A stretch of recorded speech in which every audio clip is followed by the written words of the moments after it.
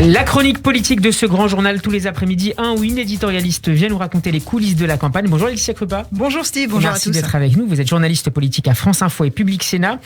Laetitia, vous nous proposez aujourd'hui un débriefing du meeting de Valérie Pécresse avec la question que tout le monde se pose, a-t-elle réussi son zénith ?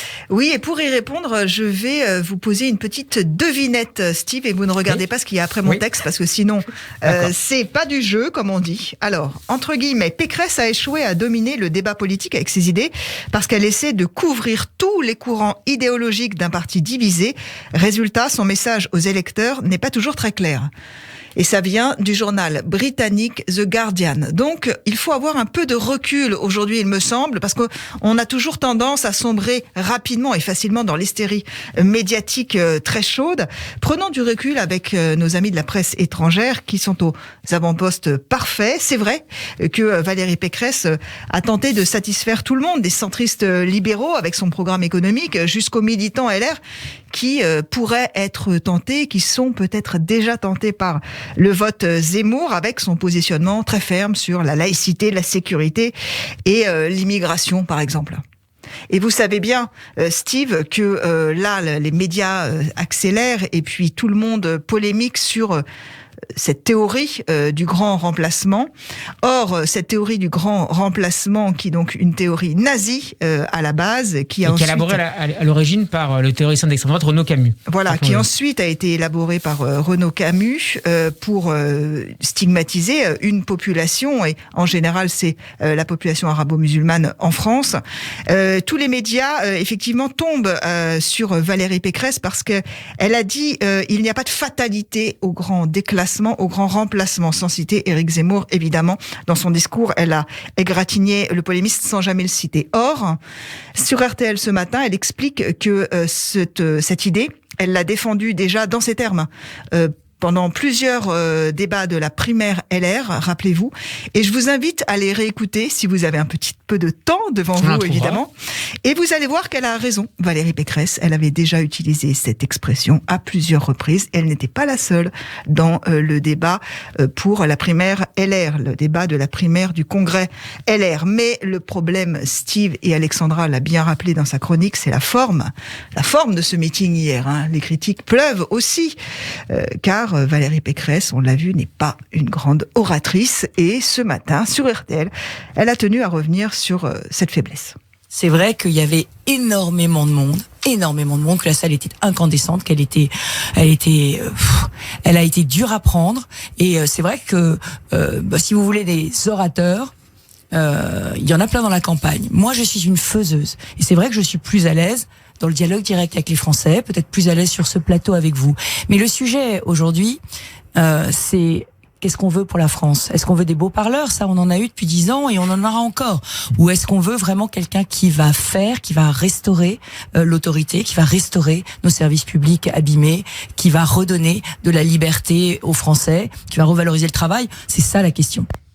C'est difficile d'avoir à se justifier sur ses faiblesses et malgré ce qu'elle veut croire et le message qu'elle veut faire passer, la Dame du Fer, c'est le titre de son livre, et puis c'est, comme on dit, un élément de langage, c'est-à-dire que c'est un terme qu'elle répète, elle veut s'imposer comme celle qui fait et non pas celle qui polémique ou qui dénonce.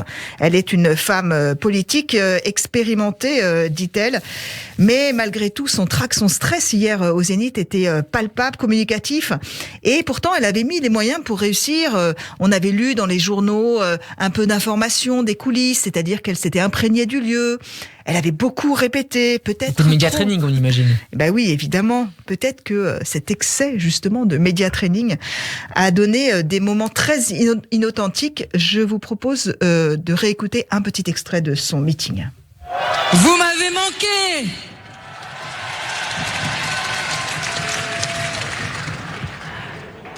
Merci à la magnifique équipe de France qui m'accompagne.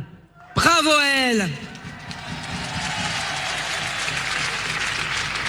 Merci à chacune et chacun d'entre vous de me donner votre énergie. Vous êtes toujours là. Votre affection me porte. C'est un privilège d'être votre candidat, de porter vos couleurs, même si, désormais, c'est au peuple de France que je dois me donner. Bon, c'est déclamé, c'est limite récité, donc c'est vrai que c'est plus dur encore avec l'image. Oui, avec l'image, c'est encore plus difficile. En fait, il y a une question que je me suis posée hier. Pourquoi, quand on est dans l'équipe de Valérie Pécresse et qu'on est en charge de sa communication, en charge de l'organisation des meetings et que l'on connaît ses faiblesses, ils ne les découvrent pas, j'espère pour eux, hier, en même temps que tous les Français. Pourquoi on n'adapte pas le dispositif aux forces de Valérie Pécresse ? Parce que c'est vrai que, par exemple, dans les débats télévisés, elle avait été bonne face aux journalistes. Elle est bonne également, la candidate LR. Donc, il faudra peut-être à l'avenir adapter, en fonction de ses capacités, de ses faiblesses, les dispositifs de meeting. On n'est pas obligé de rester dans des codes classiques que l'on connaît tous si on n'est pas à l'aise dans l'exercice. Et puis peut-être arrêter aussi d'alerter tous les médias une semaine avant, en annonçant que ce serait le tournant décisif de sa campagne. Vous imaginez l'attente et vous imaginez la déception à la hauteur de cette attente.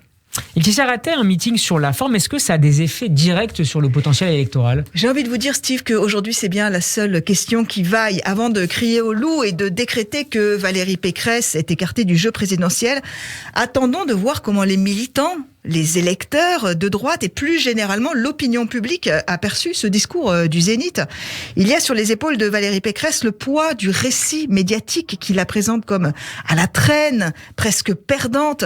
Mais je vous rappelle que les seules données dont on dispose pour le moment sont les sondages. Or, un sondage, quand on sait que la moitié des Français à peu près n'est pas sûr d'aller voter et que dans ceux qui disent « oui, je vais me déplacer aux urnes », il y a environ 20-25% qui ne sait pas encore pour qui ils vont voter. Donc vous imaginez comme cette élection est imprévisible.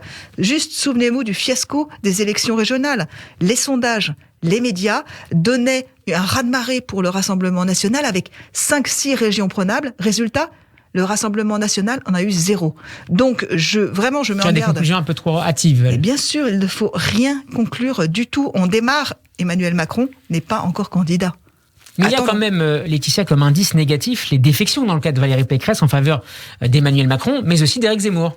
Là, vous avez raison, Steve, ce sont des faits et on est d'accord ou pas, mais il me semble qu'ils ont été un peu aussi amplifiés par la loupe médiatique qui, finalement, les médias sont toujours tentés de feuilletonner, comme on dit, de créer un récit comme ça, scénarisé sur la présidentielle. Exemple vraiment qui illustre ça, c'est le feuilleton Sarkozy, qui, par voie de presse, avec des propos rapportés, critiquent la campagne et la personne de Valérie Pécresse. Ensuite, il y a ce rendez-vous de vendredi. On ne sait pas très bien ce que l'ex-président lui a dit. Valérie Pécresse dit ce matin, « Il m'a dit, sois toi-même et les Français viendront vers toi ». Je pense que là encore, c'est une erreur. Il ne faut pas dévoiler, si vous voulez, ces confidences et ces conseils de l'ex-chef de l'État parce que ça montre que Valérie Pécresse a une faille. Mais finalement, vous avez raison, Steve, la grande question aujourd'hui, après ce meeting de Valérie Pécresse au Zénith, peut se résumer ainsi. Existe-t-il encore un espace politique entre Emmanuel Macron et l'extrême droite de Éric Zemmour et Marine Le Pen? Merci beaucoup, Laetitia Crepin. On peut vous réécouter en podcast sur radioj.fr et en vidéo sur notre page YouTube.